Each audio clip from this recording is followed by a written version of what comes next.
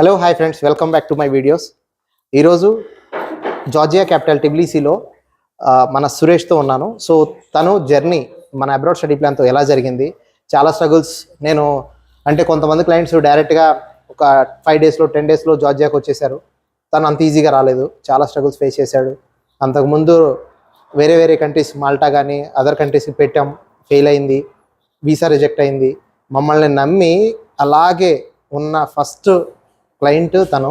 So తనకి 100% ఈరోజు ఇక్కడ తీసుకొచ్చి తను ఈరోజు జాబ్లో జాయిన్ చేపిస్తున్నాను. నేను కొంచెం లేట్ అయింది కానీ 100% అయితే వర్క్ చేసి ఫైనల్గా దాన్ని అనుకున్నది ఒకటే మాట అన్నాడు, మీరు తీసుకెళ్తారు బ్రో, చేస్తారు, నేను అది నమ్ముతున్నాను అని చెప్పాడు. దాన్ని ప్రూవ్ చేయడానికి ఇంత టైం పట్టింది. So first of all thank you so much, ఇంత మమ్మల్ని నమ్మి ఉన్నందుకు సురేష్. హార్ట్ఫుల్గా చెప్తున్నా. అండ్ ఇది ఏదో వీడియో కోసం కాదు, క్లయింట్స్ కోసం కాదు. సో ఫస్ట్ ఆఫ్ ఆల్ నీ జర్నీ మాతో ఏది జరిగింది, సో ఎన్ని డేస్ పట్టింది నీకు ఈ ప్రాసెస్, జార్జియా ప్రాసెస్, ఎంత టైంలో ఇక్కడికి వచ్చావు, ఇమిగ్రేషన్లో ఏదైనా ప్రాబ్లం అయిందా, ఇక్కడికి వచ్చిన తర్వాత అకామిడేషన్ దగ్గర కానీ నేను వర్క్ చేయడంలో కానీ ఎక్కడైనా ఏమైనా డిలే అయిందా, ఒకసారి మన క్లయింట్స్ కోసం కూడా ఎక్స్ప్లెయిన్ చేయి. ఫస్ట్ జార్జియా ప్రాసెస్ నాకు చెప్పినప్పుడు అనిల్ బ్రో 1 వీక్లో దుబాయ్ రావాలి, దుబాయ్ నుంచి 15 డేస్ లోపు జార్జియా రీచ్ అవుతావు అని చెప్పారు. నేనే లేట్ చేశాను దీనికి, అనిల్ బ్రో కాదు. దాని తర్వాత నేను పెట్టుకున్నాను, అనిల్ బ్రో చెప్పిన ఒక 1 మంత్ తర్వాత పెట్టుకున్నాను. నేను చెప్పగానే 4 డేస్లో నాకు దుబాయ్ వీసా వచ్చింది. దుబాయ్ వెళ్ళాను, అక్కడ 15 డేస్లో దుబాయ్ వెళ్ళాక అక్కడ 15 డేస్లో ఎమిరేట్స్ ఐడి కూడా వచ్చింది. అనిల్ బ్రో ఎట్లయితే చెప్పారో అట్లనే జరిగింది. హాలిడేస్ ఉండడం వల్ల 3-4 డేస్ లేట్ అయింది. అక్కడ నుంచి దుబాయ్ నుంచి నేను స్టార్ట్ అయ్యి వచ్చాను. ఇక్కడికి వచ్చాక ఇమిగ్రేషన్లో కొంచెం మన డాక్యుమెంట్స్ అవి అడుగుతారు.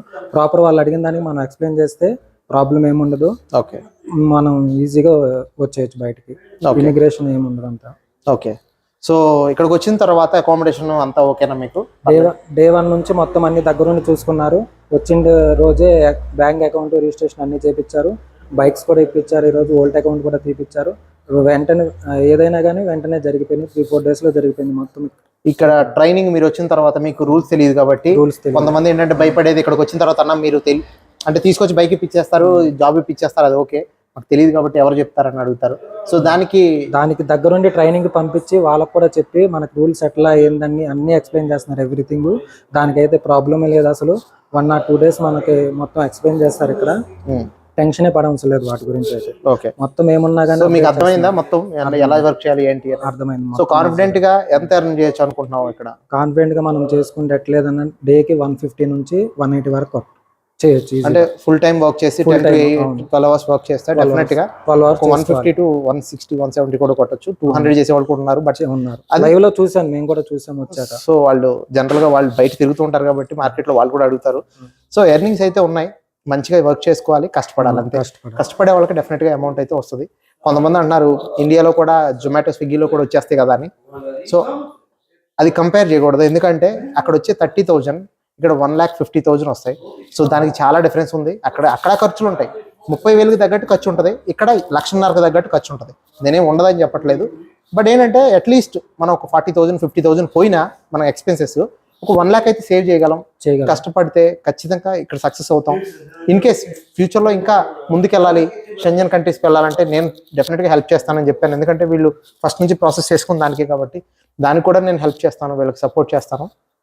సో ఎవరైనా ఇంట్రెస్ట్ ఉండి ప్రాసెస్ చేసుకున్న వాళ్ళకి ఒకటే, ఆల్రెడీ ప్రాసెస్ చేసుకున్నారు, నా త్రూ ఒక 100 మెంబర్స్ వరకు వస్తున్నారు, ఆల్రెడీ 70-80 మెంబర్స్ రీచ్ అయ్యారు ఇక్కడికి. సో వాళ్ళతో వచ్చిన వాళ్ళందరితో వీడియోస్ కూడా చేస్తున్నాను. అంటే వాళ్ళకి ఇబ్బంది ఉన్న వాళ్ళకి చేయట్లేదు, బట్ కొంతమందికి మీ ఫీడ్బ్యాక్ తీసుకుంటున్నానంటే పర్మిషన్ ఇచ్చిన వాళ్ళకి డెఫినెట్గా వీడియోస్ పెడతాను. సో దీనివల్ల ఏంటంటే అసలు ఎంతమంది వస్తున్నారు, ప్రాపర్గా వర్క్ జరుగుతుందా లేదా, వర్క్ అనేది ఎలా జరుగుతుంది అనేది ఒక చిన్న ఇన్ఫర్మేటివ్ వీడియోస్ ద్వారా తెలియజేస్తున్నాను. ఇలా ప్రాసెస్ చేసుకోవడానికి దీంట్లో మేము మోడిఫికేషన్స్, మ్యానిపులేషన్స్ అండ్ సెట్టింగ్లు ఏం లేవు. సో కష్టపడితే వర్క్ అవుతుంది. ఇక్కడికి వస్తాము, ఇక్కడికి వస్తే వర్క్ చేసుకునేటప్పుడు కూడా కష్టపడితే డబ్బులు వస్తాయి, అది జరిగేది. సో ఎవరైతే ఇంటెన్షన్ ఉందో, ఇంట్రెస్ట్ ఉందో కాంటాక్ట్ చేయండి, డెఫినెట్గా నేను హెల్ప్ చేస్తాను నా వల్ల అయితే, దానికి ఏం ప్రాబ్లం లేదు. So thank you so much for watching my videos. Next వీడియోస్లో ఇంకా ఇన్ఫర్మేషన్ కొత్త కంట్రీస్ గురించి కానీ ఇక్కడ వచ్చే వాళ్ళ సక్సెస్ స్టోరీస్ కానీ మీకు షేర్ చేస్తూ ఉంటాను. Thank you so much for watching my videos. Thank you so much Suresh. Thank you bro, చాలా సపోర్ట్ చేశారు మీరు మాత్రం మాకు. Thank you.